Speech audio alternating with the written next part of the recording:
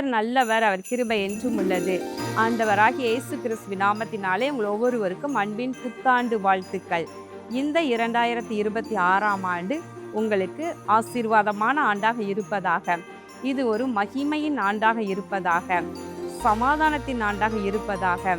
பிரியமானவர்களே, இந்த வருடத்திற்கு கர்த்தர் ஆசீர்வாத டிவி நேயர்களுக்கு நமது ஊழியங்களில் இருந்து கொடுத்திருக்கிற வாக்குத்தத்தமானது செப்பனியா 3:20, நான் உங்களை கீர்த்தியும் புகழ்ச்சியுமாக வைப்பேன் என்று ஆண்டவர் கூறுகின்றார். அருமையான வாக்குத்தத்தத்தை ஆண்டவர் இந்த ஆண்டு நமக்கு கொடுத்திருக்கின்றார். இந்த வாக்குத்தத்தத்தின்படியே எந்த எல்லைகளிலெல்லாம் நமக்கு வேதனையும் வெட்கமும் அனுபவித்து வந்தோமோ அந்த எல்லைகளிலெல்லாம் கீர்த்தியும் புகழ்ச்சியும் உண்டாகும்படி கர்த்தர் ஆசீர்வதிப்பார். இது குறித்த வாக்குத்தத்த செய்தியை சென்னை ஆசீர்வாத திருச்சபையில் நம்முடைய சகோதரன் ஆலன் பால் அவர்கள் இரவு வாக்குத்தத்த ஆராதனையில் வழங்கினார்கள். அதை உங்களுக்கு பிளெஸிங் டிவி என்ற நமது யூடியூப் சேனலில் அது பதிவிடப்படும். அந்த செய்தியை கேட்டு நீங்கள் பிரயோஜனப்பட வேண்டும் என்று அன்போடு ஞாபகப்படுத்துகின்றேன். பிரியமானவர்களே, இதோ அந்த புதிய வருடம் ஆரம்பமாகி இருக்கின்றது. இந்த வருடம் எப்படி இருக்குமோ, ஆண்டவர் எப்படி நம்மை நடத்த போகிறாரோ என்ற ஒரு எதிர்பார்ப்பு, ஒருவேளை ஒரு திகில், அதனோடு கூட நீங்கள் கால் வைத்திருக்கலாம். ஆனால் ஒன்றும் கலங்காதிருங்கள். இன்றைக்கு மன்னாவாக என்ன வசனம் கொடுக்கப்பட்டிருக்கின்றது? ஜனவரி 1, அதாவது இந்த நாளுக்கான இன்றைய மன்னா பாருங்கள். சங்கீதம் 96:10 முதல் பகுதி, கர்த்தர் ராஜரீகம் பண்ணுகிறார். கர்த்தர் ராஜரீகம் பண்ணுகிறார். அப்போ கர்த்தர் சிருஷ்டித்தார், எல்லாவற்றையும் சகலத்தையும் அவர் சிருஷ்டி கர்த்தாவாக இருக்கின்றார். அதே போல அவர் சிருஷ்டித்ததோடு மாத்திரமல்ல, சிருஷ்டி கர்த்தர் ஆளுகிறவராகவும் இருக்கின்றார். அதான் கர்த்தர் ராஜரீகம் பண்ணுகின்றார். அடுத்து பாருங்க, அதில் எழுதியிருக்கு, ஆகையால் பூச்சக்கரம் அசையாதபடி உறுதிப்பட்டிருக்கும், அவர் ஜனங்களை நிதானமாய் நியாயம் தீர்ப்பார் என்று ஜாதிகளுக்குள்ளே சொல்லுங்கள். கர்த்தர் ராஜரீகம் பண்ணுகிறதுனால பூச்சக்கரம் அசையாதபடிக்கு நிலை பெற்றிருக்கின்றது. பூமி அசையாதபடிக்கு நிலை பெற்றிருக்கிறது. எதனால அப்படின்னா, கர்த்தர் ராஜரீகம் பண்ணுகிறார்.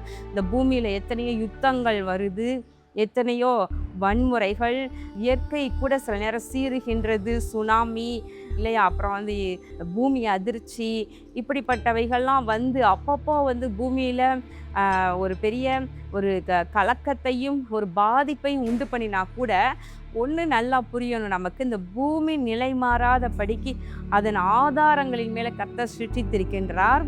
எனவே அவர் ஆளுகிறபடியினால் அது அசையாமல் உறுதிப்பட்டிருக்கின்றது. அப்போ அந்த புதிய வருடத்தில் நமக்கு ஒரு விசுவாசம் வேணும். நம்மை உண்டாக்கின சிருஷ்டிகர்த்தர் இந்த பூமியை ஆளுகின்றார், ராஜரீகம் பண்ணுகின்றார். உங்களையும் என்னையும் உண்டாக்கின கர்த்தர் அவர் ஆளுகின்றார், சர்வத்தையும் ஆளுகின்றார். அவர் சதா காலமும் ஆளுகிறவராக இருக்கின்றார். எனவே நமக்கு இந்த வருடத்தை குறித்து கவலை வேண்டாம், கலக்கம் வேண்டாம். அவர் எல்லாவற்றையும் ஆளுகிற தேவன், நம்முடைய காரியங்களையும் அவர் ஆளுகை செய்கிறவராக இருக்கின்றார். எனவே இன்றைக்கு ஒப்பு கொடுப்போம். இந்த 2026ஆம் ஆண்டு முழுவதும் கர்த்தாவே உம்முடைய கைகளில் நான் ஒப்பு கொடுக்கிறேன், என்னையும் என் குடும்பத்தையும் நான் ஒப்பு கொடுக்கிறேன், என்னுடைய காரியங்களை எல்லாம் ஆளுகையில் ஒப்பு கொடுக்கிறேன். அவர் ஆளுகை செய்வார். ஆனால் பூமியை நிலை மாறாதபடி இருக்குதுன்னா உங்கள் காரியங்கள் நிலை தடுமாறவே செய்யாது, நிலை மாறவே செய்யாது. உங்கள் காரியங்கள் எல்லாம் அசையாமல் உறுதிப்பட்டிருக்கும்.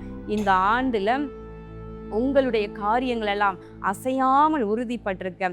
கர்த்தாவே, என்னுடைய எல்லைகளில் நீர் ராஜரீகம் பண்ணுவீராக.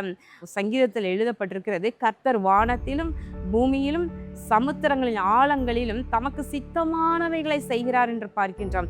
அப்போ ஆளுகை செய்கிற தேவன் என்ன பண்ணுகிறாராம்? தமக்கு சித்தமானவைகளை செய்கின்றார்.